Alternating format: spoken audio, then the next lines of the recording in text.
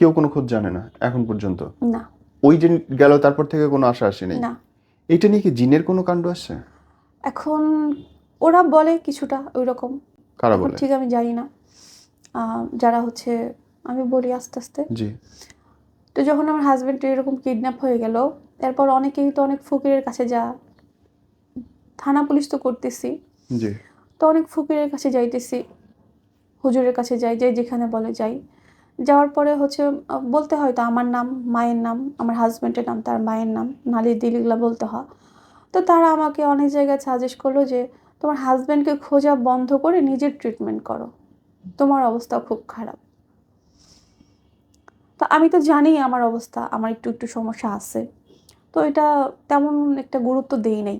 আর তখন তো ওই মেন্টালিটি ওইরকম ছিল না যে নিজেকে নিয়ে ভাববো।